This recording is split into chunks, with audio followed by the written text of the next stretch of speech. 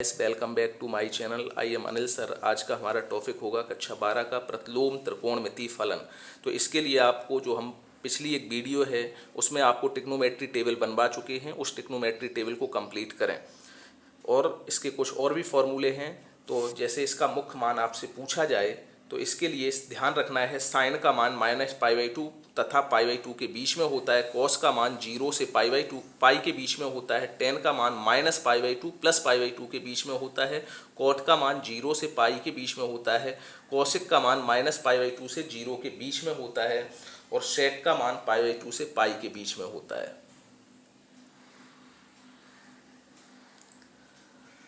तो ये फॉर्मूले हैं कुछ, इनको आप याद करें। अब आ जाओ प्रश्नावली 2A। तो क्वेश्चन नंबर पहला में आपसे यही पूछ रहा है, निम्न लिखित के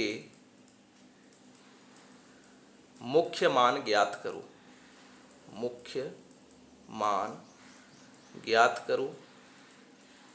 तो पहला पॉइंट है कॉस इनवर्स माइनस प्लस का 1/2। दूसरा पॉइंट है सेक इनवर्स 2। तीसरा पॉइंट है कोसेक इनवर्स 2। और चौथा पॉइंट है साइन इनवर्स -√3/2। तो इसको कैसे सॉल्व करना है ध्यान से देखें। सबसे पहला पॉइंट हमने लिया कॉस इनवर्स 1/2। तो आपको याद होना चाहिए कॉस में 1/2 मान किसका होता है। हम त्रिकोणमितीय टेबल आपको निकलवा चुके हैं, तो आपको पता है कि कॉस 60 का मान 1/2 होता है और साइन 30 का मान भी 1/2 होता है। चूंकि यहाँ कॉस इनवर्स था इसलिए कॉस में तोड़ना है। तो इसको हम लिख लेंगे कॉस इनवर्स, जो कॉस 60 है उसको अगर रेडियन में चेंज किया जाए तो इसको लिख सकते हैं π/3। रेडियन में चेंज करने के लिए कोई भी अंश में दिया हो उसमें π/180 का गुणा कर दो। कॉस से कॉस इनवर्स खत्म हो जाएगा तो कितना बचेगा आंसर π/3। तो यही इसका मुख्य मान हो गया। तो इसी तरीके से इसके सभी पॉइंट कर सकते हैं हम। ऐसे ही क्वेश्चन नंबर दूसरा है, इसमें भी यही पूछ रहा है, निम्न लिखित के मुख्य मान ज्ञात करो। तो इसमें आपको पॉइंट दिए हुए हैं सेक इनवर्स 2/√3। दूसरा है कोट इनवर्स 1/√3। तीसरा है कॉस इनवर्स -1/√2। तो इसमें एक हमने प्लस वाली वैल्यू का बता दिया, इसमें एक माइनस वाला देख लो आप।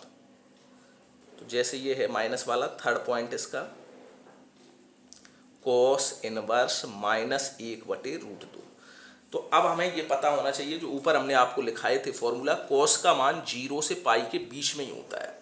तो जब इसमें हम इसको तोड़ेंगे हमें ये पता होता है यहाँ 0 होता है, या 90 होता है, यहाँ 180 होता है, यहाँ 270 होता है, यहाँ 360 होता है। अगर रेडियन में कहें तो ये 0, इसको कह सकते हैं हम π/2, इसको कह सकते हैं पाई, इसको कह सकते हैं 3π/2 और इसको कह सकते हैं 2π।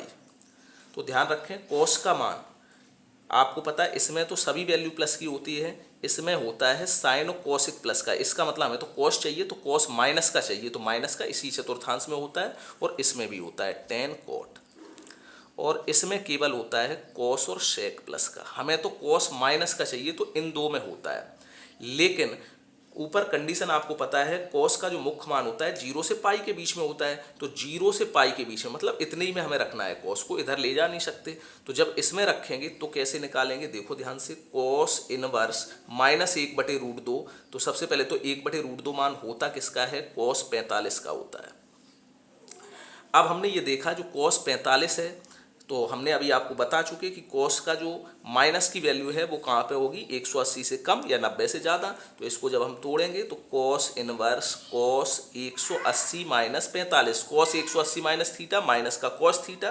तो कॉस से कॉस इनवर्स खत्म हो जाएगा, 180 से 45 घटाएंगे 135 अंश आ जाएगा। इसको अगर रेडियन में चेंज करें तो हमने बताया π/180 का गुणा किया जाता है। इसको काट दो, 9 दूनी 18, 20 आ जाएगा। 9 से इसको काटेंगे, 9 एकम 9, 4 बचेगा, 9 पना 45।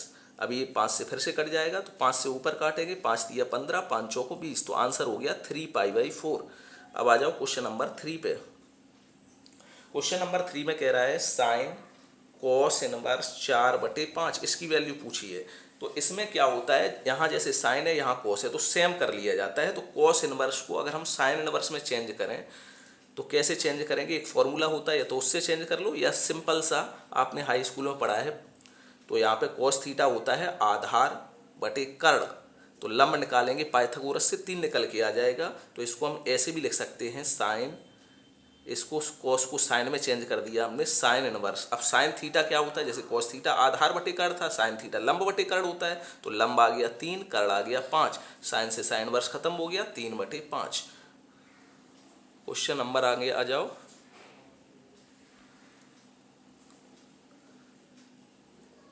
चार, इसको एक बार देख लें फिर से। साइन कॉस इनवर्स 4/5 दिया है, तो साइन ये साइन इनवर्स है। तो हमने हाई स्कूल में पढ़ा है कॉस थीटा होता है आधार बटे कर्ण, तो पाइथागोरस से हमने लंब निकाल लिया। लंब कितना निकला, 3 निकला।